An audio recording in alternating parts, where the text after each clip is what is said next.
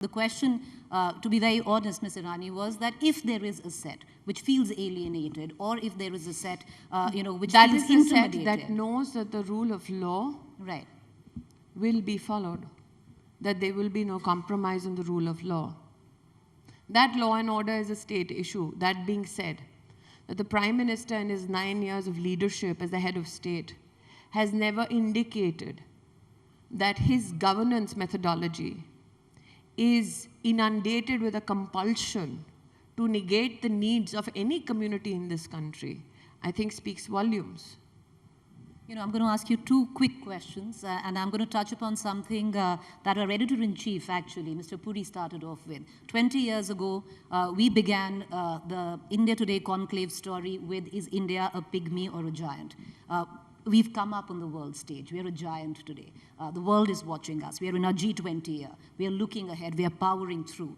The new story of India as we take ahead, when there is also on the sidelines, there's conversations and there's a narrative which is being built or being tried, a cohesive narrative that is being built on the fact that democracy is under threat in this country. What do you make of it? Democracy is not in peril, the Congress party is.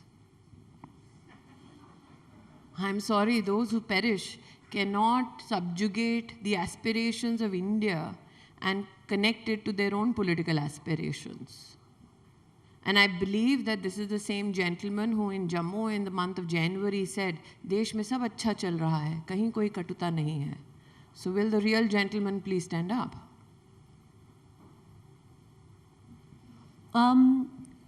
For the gentleman that you spoke of as well, and I'm sure you're going to now speak of in Parliament as we're just going to let you go, does criticizing India, because we are all part of the India story, make us anti-Indians or anybody anti-Indian? I think you do not contextualize what has happened in London. There was a congressman in the audience in England who advised the gentleman concerned that there have been members of your family who have lost power, but they have never derided or belittled India overseas. That gentleman, given his legacy and his relationship with the Gandhi family, gave well-founded advice. That advice was not taken is a choice that the gentleman exercised.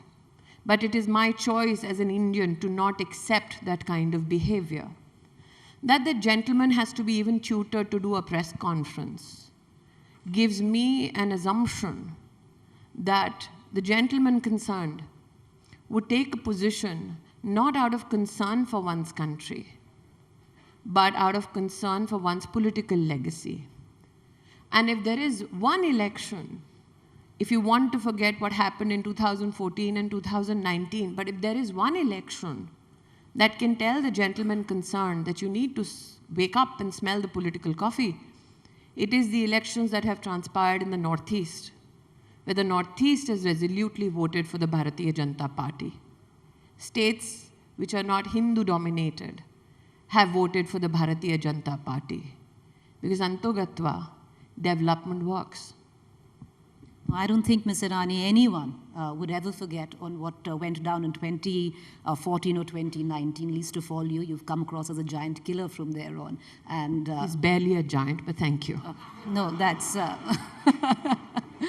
well, we're going to let you go. I know you need to get to Parliament. But for the benefit of everyone who's sitting here, if you had to make a speech, because, we heard that press conference of yours yesterday where you asked Rahul Gandhi to apologize. And if you had to make a speech in Parliament to possibly counter it, what would you say today? Would I make a speech to an absentee MP?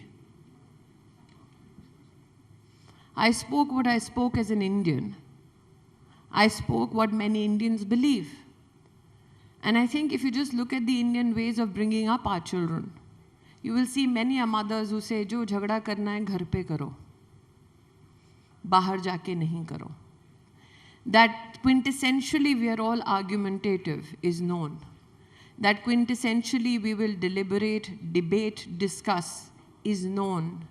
But what also needs to be known, that this altercation now transpires when India has been pronounced as the 5th largest economy of the world.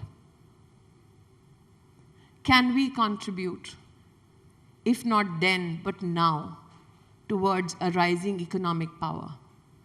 Because that power is every Indian's dream.